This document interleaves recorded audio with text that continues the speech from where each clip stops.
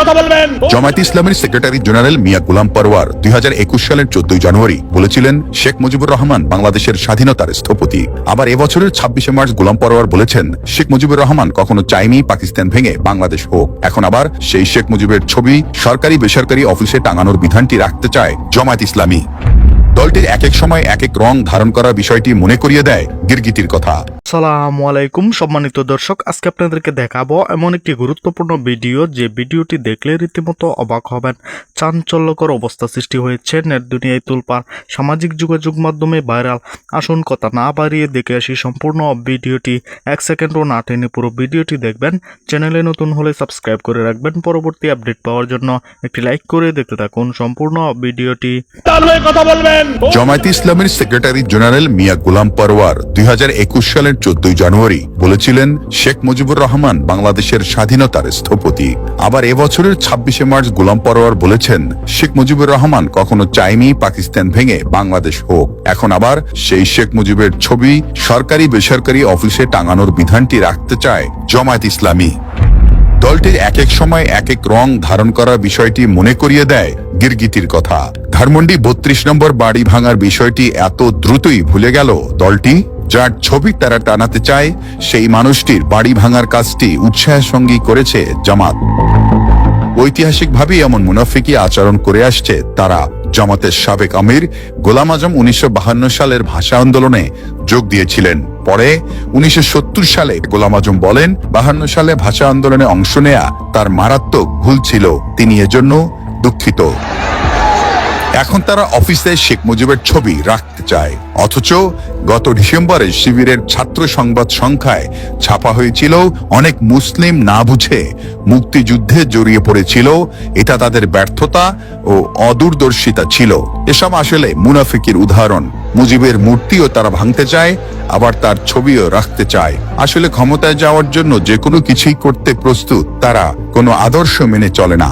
ইতিহাসের বাঁকে বাঁকে বিভিন্ন সময় বাংলাদেশ বিরোধী অবস্থান নিয়েছে দলটি, আর এবার মুনাফিকির নতুন আরও একটি উদাহরণ তৈরি করলো জামাত।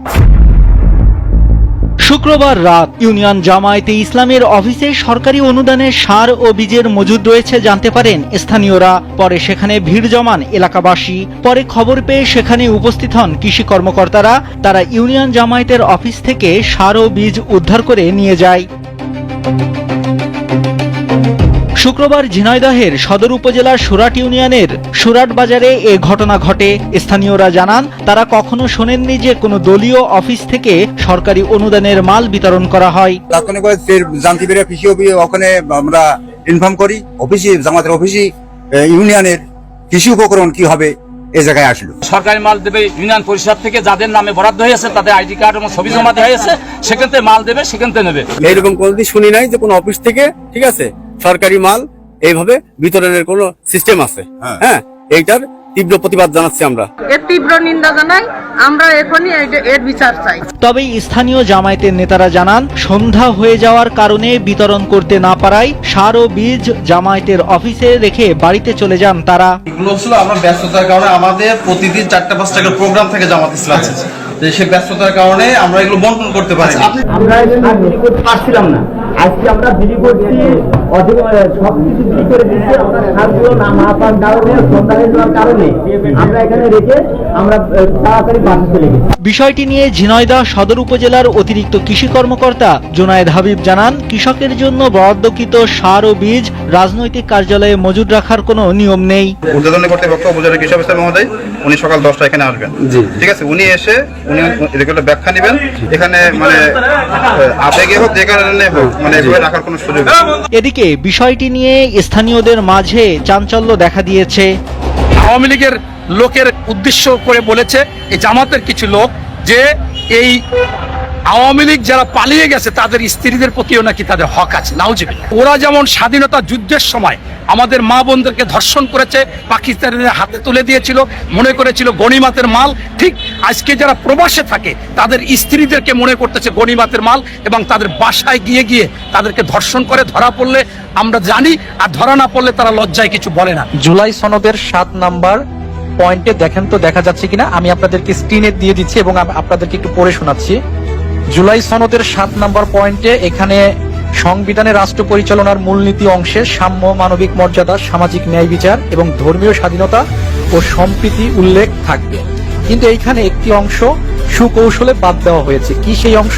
বিএনপির স্পষ্ট বার্তা ছিল জুলাই সনদের মধ্যে আল্লাহ সর্বশক্তিমান, আল্লাহর উপর পূর্ণ বিশ্বাস এবং আস্থা, এই পয়েন্টটা যুক্ত করতে হবে। 7 নম্বর যে পয়েন্ট, এই পয়েন্টের সাথে এই অংশটুকু যুক্ত করে দিতে হবে। কিন্তু সুকৌশলে বিএনপি যখন জুলাই সনদ স্বাক্ষর করে তখন এই অংশটুকু আল্লাহ সর্বশক্তিমান, আল্লাহর উপর পূর্ণ বিশ্বাস এবং আস্থা, এই অংশটুকু তারা রেখেছিলেন।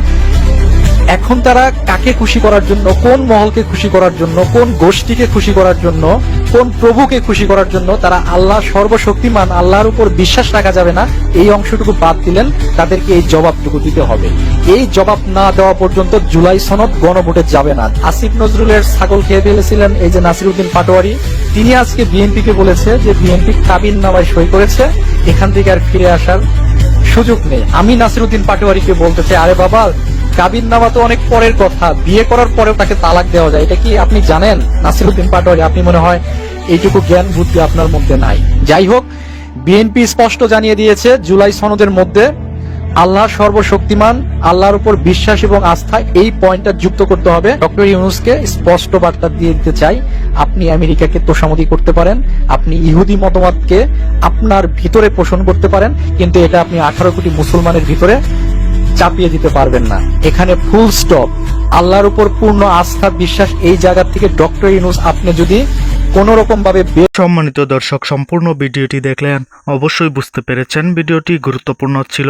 দর্শক, এই ভিডিওতে যে তথ্যগুলো আপনারা পেয়েছেন এ বিষয়ে আপনাদের কি মতামত তা অবশ্যই কমেন্টে জানাবেন, এবং পরবর্তী আপডেট ভিডিওগুলো সবার আগে পেতে চ্যানেলটিকে এখনই সাবস্ক্রাইব করে রাখুন। এই মুহূর্তে বিদায় নিচ্ছি, দেখা হবে পরবর্তী কোনো ভিডিওতে। সে পর্যন্ত ভালো থাকুন, সুস্থ থাকুন। আসসালামু আলাইকুম।